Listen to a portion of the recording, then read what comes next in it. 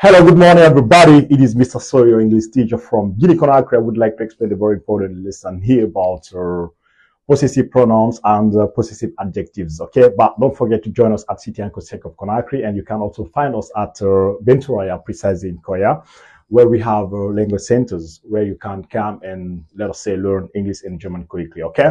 Salut dans l'ensemble, vous êtes avec M. Sobo, professeur d'anglais d'allemand. Je voudrais vous expliquer une leçon très importante ici à propos des adjectifs possessifs et des pronoms possessifs en anglais. Ok?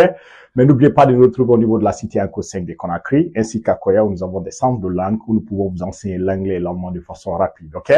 Alors, n'hésitez pas également de nous retrouver, disons, en ligne où nous pouvons vous enseigner sur WhatsApp et sur Telegram, disons, des cours en ligne avec des bonnes vidéos. Alors, faites en sorte de nous rejoindre. Et faites en sorte de partager cette vidéo pour permettre d'autres personnes également à la regarder parce que là, si vous le faites, vous allez aider d'autres personnes à apprendre à travers nous. Alors, nous avons ici aujourd'hui possessive adjectives. When we say possessive adjectives, ça veut dire les adjectifs possessifs, ok, en français. And possessive pronouns. Et les pronoms possessifs, ok. Alors, nous avons ici, we use pronouns to replace nouns to avoid repetition in their sentences, ok?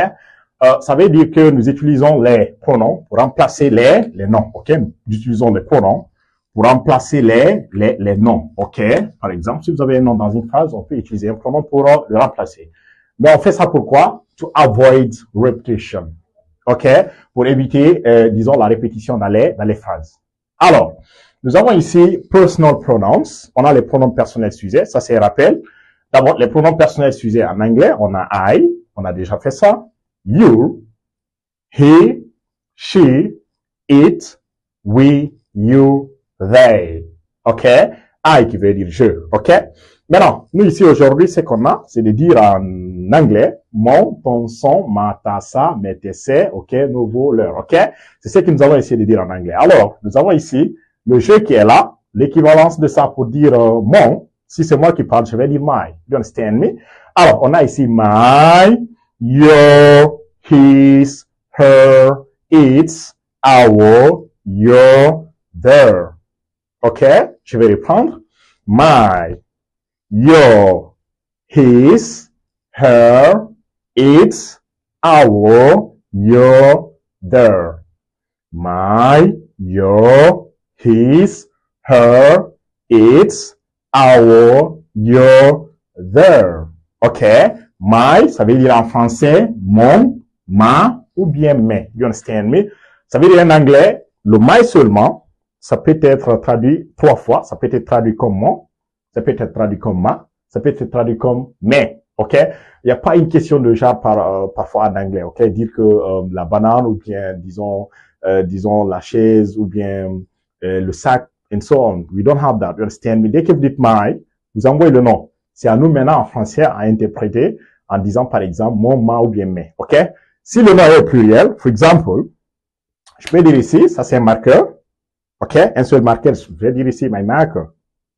This is my marker. OK? Ça veut dire c'est mon marqueur. 2 marqueurs, ce sont mes marqueurs. En anglais, je vais dire these are my markers. These are my markers. You understand me? Singulier. This is my marker, un seul. Pluriel, these are my markers. On met S à la fin, disons, du nom. You understand me? These are my tables. These are my chairs. These are my people. You understand me? Alors, le your, ça veut dire ton, ou bien ta, ou bien tes. His, ça veut dire son, sa, ou bien c'est, en parlant d'un homme, ok? En parlant d'un homme, en parlant d'un garçon. C'est qu'en anglais, généralement, on ne prend pas, disons, le za, on prend le possesseur au fait. On ne prend pas la chose possédée, mais on prend le possesseur. For example, si je parle ici de mon frère, like I can say my brother's name is Mamadou, you understand me? Le nom de mon frère est Mamadou.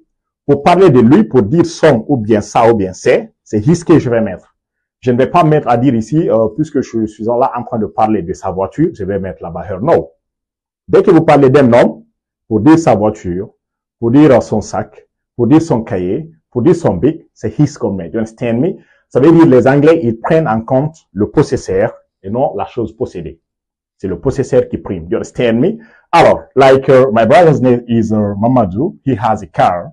His car is beautiful. Le nom de mon frère est Mamadou. Il a une voiture. sa voiture est belle. Vous voyez, on dit la voiture, n'est-ce pas? Mais j'ai mis his, parce qu'on parle d'un garçon, d'un homme, you understand me? Après cela, nous avons her. Her, ça veut dire son, ça ou bien c'est. Mais là, on emploie ça quand nous parlons d'une fille. You understand me? Like when I'm talking about Fatoumata, you understand me? My sister's name is Fatoumata. She has, let's say, an uncle. Her uncle lives in Kenya. OK? Ça veut dire le nom de ma petite sœur est, disons, Fatoumata. Elle a un oncle